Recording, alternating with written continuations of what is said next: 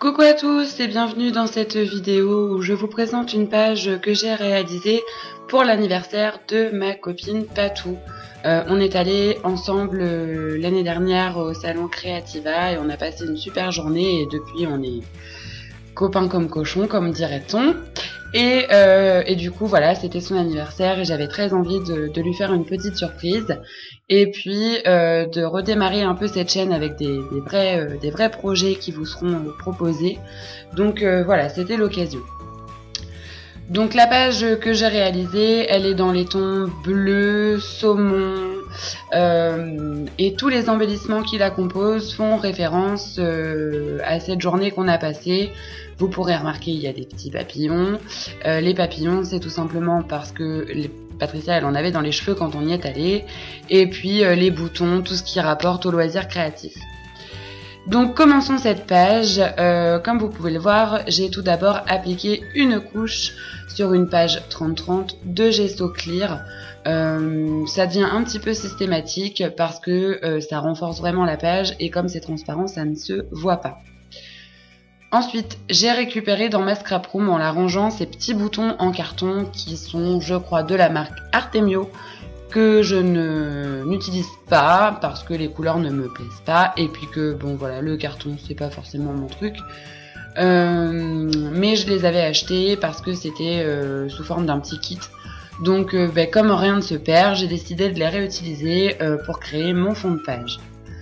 Donc je les colle tous les uns à côté des autres aléatoirement. J'avais au préalable sur mon téléphone pris une photo de là où je voulais à peu près les disposer. Et puis ça m'a donné une petite idée d'où est-ce qu'ils allaient se situer.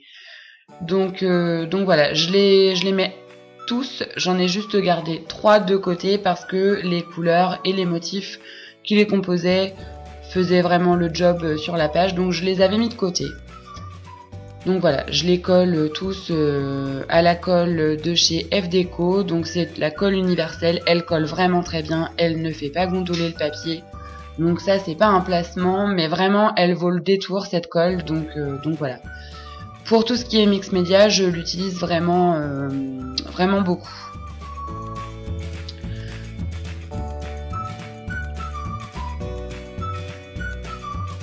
Ensuite, pour venir cacher cette couleur que je n'aime pas et qui ne correspond absolument pas à mon projet, j'ai décidé d'appliquer du gesso blanc cette fois-ci partout sur les boutons que je suis venue coller et puis sur le papier en essayant de garder cet esprit de ligne verticale qui part un petit peu en ligne horizontale puisque c'est là où je vais venir appliquer toutes mes encres, mes poudres, etc. par la suite. Donc c'est un travail un petit peu fastidieux, mais nécessaire je pense pour éviter que votre page se décompose littéralement une fois que vous allez venir appliquer de l'eau, puisque voilà, le papier, même s'il y a la couche de gesso clear, il absorbe quand même pas mal et ça empêche vraiment d'avoir une page complètement gondolée et qui part un petit peu dans tous les sens.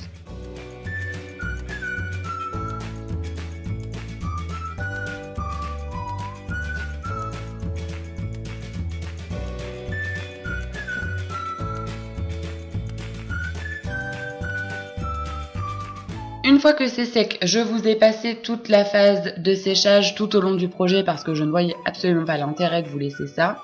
Je suis venue avec mes brosses en silicone de chez Prima que j'adore. Je suis venue mettre de la pâte de texture craquelée de chez Prima. C'était la deuxième fois que je l'utilisais et là je l'ai mise en couche fine et je m'aperçois qu'en fait c'est une pâte qu'il faut mettre en couche très épaisse sinon ça craquele pas vraiment beaucoup. Et puis ensuite, une fois que c'était sec, je suis venue prendre un pochoir de chez Romain C2M Stencil que m'avait offert Christine et je suis venue faire 4 fleurs avec de la pâte de texture, tout ce qu'il y a de plus basique de chez FDeco et je trouve qu'elle est vraiment très très bien.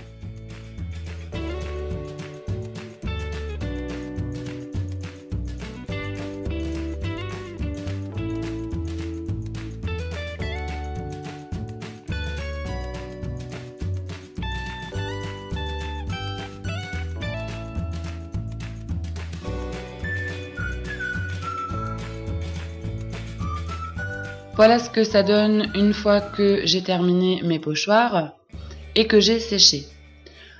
Ensuite vient la phase de la couleur. Je crois que c'est la phase que je préfère. Donc là, je suis venue prendre des acrylic paint, les Alchemy acrylic paint de chez Prima.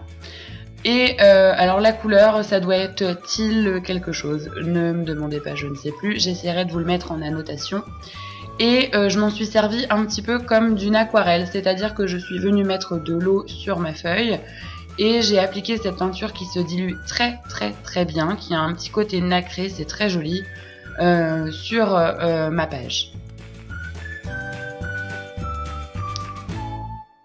Je rajoute de l'eau pour essayer de la diluer un petit peu et éviter d'avoir des zones trop franches de couleur, et puis j'absorbe un petit peu pour éviter que ma feuille ne gondole de trop et pour enlever un petit peu de peinture. Ensuite j'ai pris un spray Glimmer Mist, la couleur pareil, je vous la mettrai en annotation. Donc c'est un bleu ciel avec un reflet irisé doré, j'adore cette couleur et je trouvais qu'elle se mariait vraiment bien avec le reste. Et pour parfaire ma colorisation, je suis venue saupoudrer de la poudre, c'est de la poudre infusion. J'ai découvert ça il n'y a pas très longtemps en version scrap et je vous avouerai que je suis complètement fan de ces poudres qui donnent un effet vraiment super sympa. Et puis ensuite je suis venue appliquer quelques petites touches d'un spray de chez Studio Calico. La couleur c'est un corail très foncé, pareil je vous mettrai la couleur exacte en annotation. J'absorbe un petit peu l'excédent d'eau et puis je remets un petit peu de couleur pour surélever un petit peu le tout.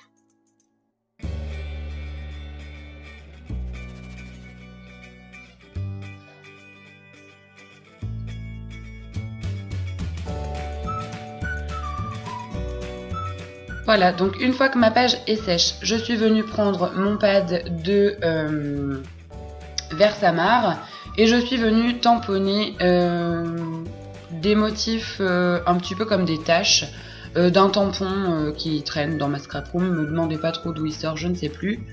Et puis j'ai pris une poudre à embosser, la couleur or de chez Nuvo. Je trouve que cette couleur est vraiment magnifique. Elle est dorée, mais vraiment très dorée et très brillante. Et je suis venue répéter l'opération à plusieurs endroits de ma page. Moi, ce que je vous conseille, c'est de ne pas mettre de la Versamark partout et ensuite mettre la poudre. Parce que parfois, on a tendance à un petit peu oublier où est-ce qu'on a mis de la poudre. Et voilà, il ne faut pas mélanger précipitation. Donc moi je la mets au fur et à mesure, ma poudre, ça me permet de vraiment savoir où je vais, c'est plus visible, ça prend un petit peu plus de temps mais je trouve que c'est quand même mieux. Ensuite j'ai pris un deuxième tampon avec des taches un petit peu différentes et puis je suis venue répéter l'opération. Donc j'essaye toujours, vous voyez, de garder cette ligne en fil conducteur, cette espèce de triangle qui se creuse un peu sur les côtés. Et puis ensuite, eh bien, j'ai pris mon pistolet chauffant, mon heat gun, et je suis venue embosser toute ma poudre. Et vous voyez, cette couleur, elle est vraiment super.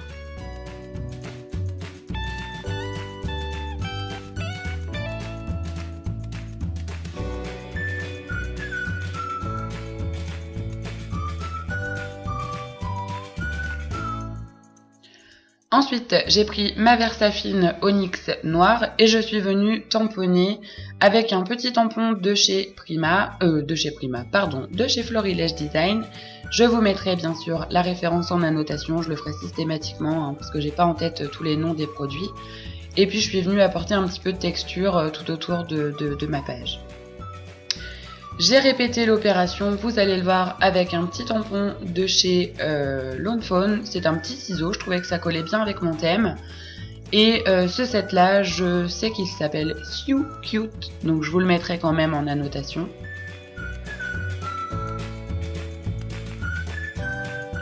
Et je suis venue en mettre vraiment à plein d'endroits. Et j'ai pris le petit bouton qui compose ce set de tampons aussi.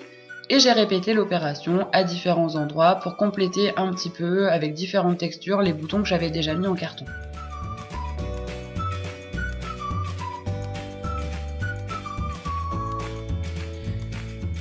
si je peux vous donner un conseil concernant les pages de mix média, un petit peu comme ça, de scrap, n'ayez pas peur d'en rajouter, n'ayez pas peur que votre page soit loupée, n'ayez pas peur de maltraiter vos affaires. C'est un conseil un petit peu barbare, mais pourtant, voilà, c'est ce qui rend bien souvent le meilleur effet. Ensuite, ces boutons, je trouvais qu'ils n'avaient pas vraiment de relief, donc j'ai pris une patine que j'ai trouvée récemment chez Nose. Donc la couleur, c'est... je vous mettrai en annotation, mais c'est un saumon. Et je trouve ça vraiment super sympa, le rendu que ça peut avoir. Tout de suite, ça apporte une touche un peu plus... tout de suite, mes boutons sont un petit peu plus présents et je trouve ça vraiment sympa. Et donc, ça a une texture un petit peu crémeuse. Alors ici, vous allez peut-être me prendre pour une folle, mais j'ai pris un vernis à ongles pailleté que j'avais bleu et je trouve qu'il est génial ce vernis à ongles. Et je l'ai utilisé pour apporter un petit peu de paillettes à mon projet. Donc j'en ai mis sur la totalité de mes boutons. Et n'ayez pas peur d'utiliser des produits qui ne sont à la base pas du tout prévus pour le scrap, parce que vous verrez que ça peut parfois vous jouer de jolies surprises. Et puis voilà, ça reste un produit pailleté. Voilà, il n'y a pas du tout de contre-indication à utiliser ça. Moi j'adore utiliser différents matériaux et en plus le fait qu'il soit un petit peu transparent, ça donne un côté glossy. Mon fond de page est terminé, je vais pouvoir maintenant passer à la partie embellissement. Donc le papillon que je colle ici, il fait partie d'un set que j'avais eu chez Action avec plein de papillons dedans, il y en a différentes couleurs. La découpe que je vous présente ici, c'est une découpe que j'ai réalisée dans du papier Action aussi, les blocs mix média. Et c'est une découpe dentelle que j'ai fait avec ma Scan & Cut et que j'avais mis de côté.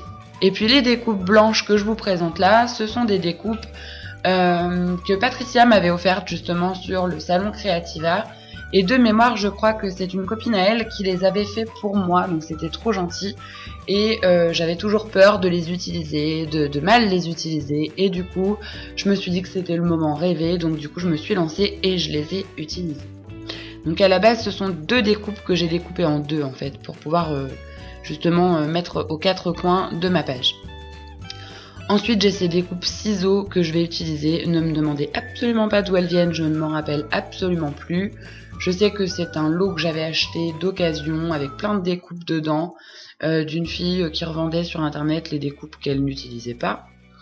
Et donc, et la petite carte de Project Life Be Crafty avec la petite machine à coudre, elle en vient aussi, mais alors voilà, je ne sais absolument pas. Je pense que c'est du studio Calico vu le look que ça a, mais sans grande conviction. Et puis ça date. Donc ensuite, voilà, c'est la photo que j'avais fait à Creativa avec Patou que j'ai mis sur ma page. Cet embellissement, c'est un petit cadre que j'ai fait en moulage avec la pâte de chez Action que vous trouverez au rayon enfant, la blanche. Et j'ai voulu mettre un moulage parce que Patricia m'en avait offert au salon. Alors c'était même pas au salon, c'était avant qu'on aille au salon, elle m'en avait envoyé, mais je les ai déjà tous pratiquement utilisés. Donc du coup, celui-ci, c'est moi qui l'ai fait, mais c'était un petit rappel. Et dessus, j'ai remis cette peinture Prima que j'adore. Et puis un petit peu de patine pour rappeler mon fond. Donc ensuite voilà, j'ai mis du reste de chipboard sous ma photo pour lui donner de l'épaisseur. Ça sert à rien d'utiliser des trucs qui coûtent cher, mais des déchets ça y va très bien puisqu'on ne les voit pas. Donc n'ayez pas peur de récupérer des choses qui partent à la poubelle, ça peut toujours servir. Mettez-les dans une petite boîte, moi c'est ce que je fais et ça fonctionne très très bien.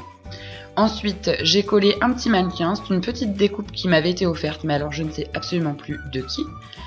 Ces petites fleurs blanches que vous me voyez coller sont des petites fleurs en tissu qui viennent d'un collier que j'avais il y a très longtemps et qui est cassé, donc j'ai récupéré. La petite fleur ici, c'est une petite fleur Prima. Ces feuilles dorées, ce sont des découpes de chez Action, des sets die et stamp. Je l'ai ce set, mais ces découpes elles m'ont été faites pareil dans les découpes que j'avais que Patricia m'avait offertes, donc je me suis dit je vais les utiliser et en plus je les adore. Ces petites feuilles, vous me les voyez souvent utiliser. Et puis je continue tranquillement ma petite accumulation, vous voyez, Je réfléchis un petit peu mais pas trop, il faut pas trop se prendre la tête. C'est comme ça que bien souvent on a les plus jolis résultats. Et le fait d'avoir donné de l'épaisseur à ma photo, ça me permet de venir glisser des choses en dessous et ça c'est quand même super sympa.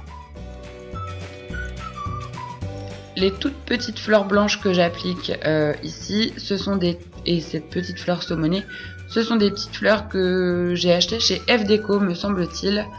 La saumonée je ne suis pas sûre, mais la blanche c'est une certitude. Donc vous les retrouvez sur la boutique de F-Déco. Les deux fleurs bleues, les petites roses, ce sont des fleurs qu'il me restait que j'avais fait moi-même avec un dies que j'avais eu sur AliExpress. Et j'avais suivi un tuto de Marisha Lanova et ça m'avait donné plein de petites fleurs comme ça et du coup j'aime bien les utiliser.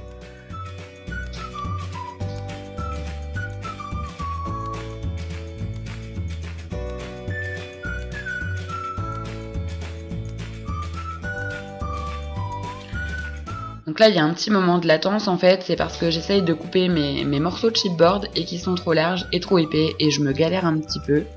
Mais je voulais laisser pour que je puisse vous raconter un petit peu mes aventures.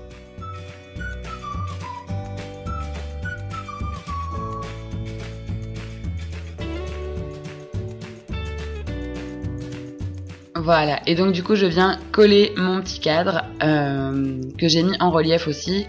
J'aurais pu utiliser de la mousse 3D, mais ça m'aurait fait utiliser je ne sais combien de mousse 3D en dessous pour donner une certaine épaisseur. Donc voilà, les chipboards, tout de suite ça fait son job, c'est super. Et ça prend pas beaucoup de temps, même si là vous avez l'impression que ça dure une éternité. Ensuite j'avais ces petites découpes, je ne sais absolument plus d'où est-ce qu'elles sortent, mais du coup c'était l'occasion de les utiliser pour faire un petit rappel du rose qu'il y a sur ma page en fond et pour surélever un petit peu. Donc j'ai mis un cœur, un cercle et par la suite un petit carré.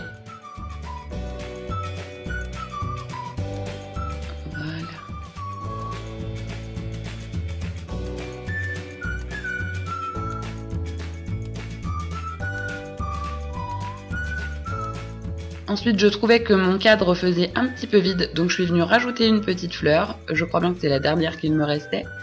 Et puis, vous allez voir, je vais mettre un petit papillon pour justement apporter une touche de légèreté. Et puis ici, vous me voyez appliquer les petits boutons que j'avais gardés de côté. J'ai mis une petite ficelle dedans pour leur donner un petit côté sympa. Et je vais les mettre à différents endroits.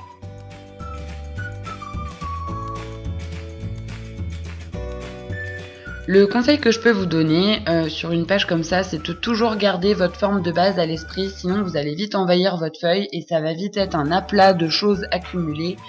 Et c'est ce qu'on a tendance à faire quand on commence et c'est pas forcément ce qui rend le plus joli à la fin, je l'ai appris à mes dépens.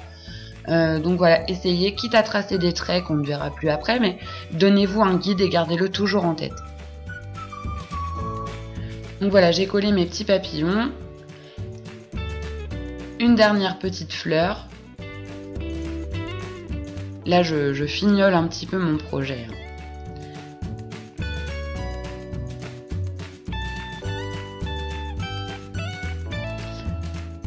La petite pince que j'utilise, c'est une petite pince de chez We Are Memory Keeper. C'est une pince inversée. C'est un outil magique. Moi, je vous conseille d'avoir ça dans votre scrap room parce que c'est vraiment très pratique pour attraper des petites choses avec grande facilité.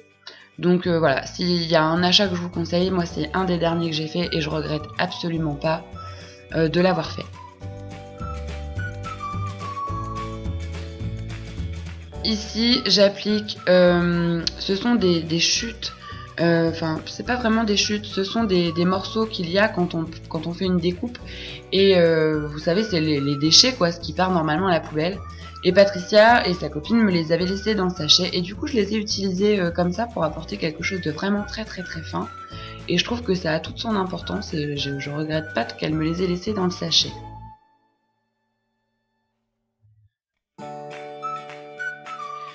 Ici je viens réappliquer un petit peu de vernis à ongles pailleté bleu là sur mes petits cadres roses que j'avais pour les atténuer un petit peu et rappeler mon fond.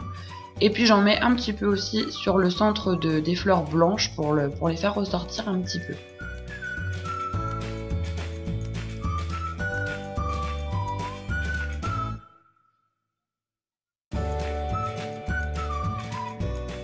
Ici, j'ai récupéré des petits boutons blancs dans mes boutons et puis je suis venue les coller pour compléter un petit peu l'accumulation de boutons qu'il y avait sur les côtés et pour faire encore une fois ressortir un petit peu mon fond de page.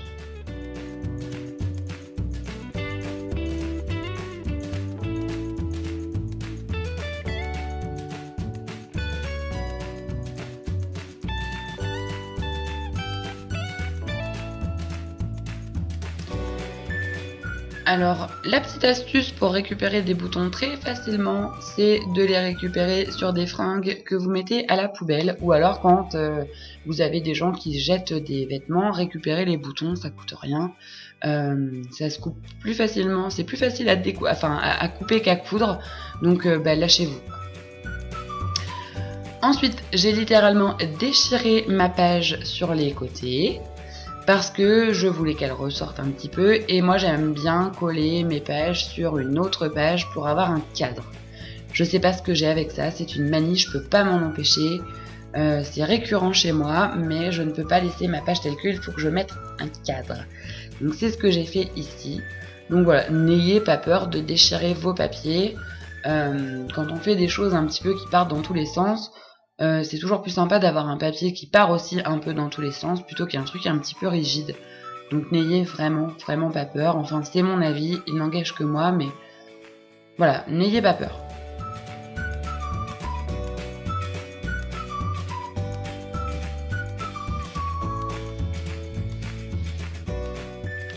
Voilà mon papier de fond, c'est un papier que j'ai trouvé chez Nose de la marque Artemio.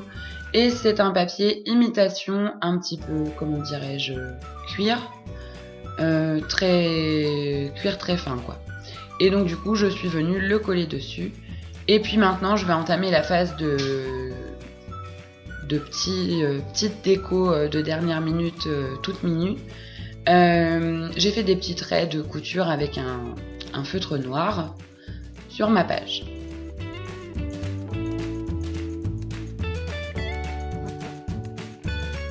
Donc, le but de ces dernières petites décorations, c'est de vraiment essayer d'attirer l'œil sur ce qui est très important.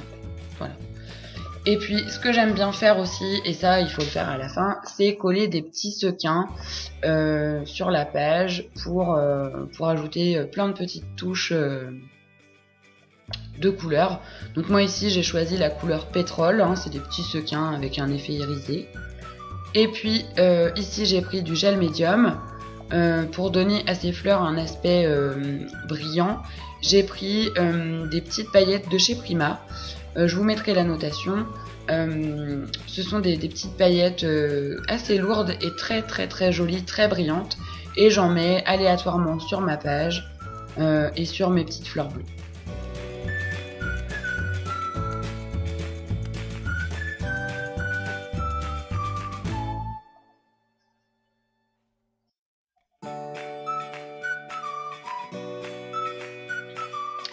Ensuite, j'ai ajouté quelques petites gouttes de Enamel Drops de chez F-Déco dans un ton un petit peu corail.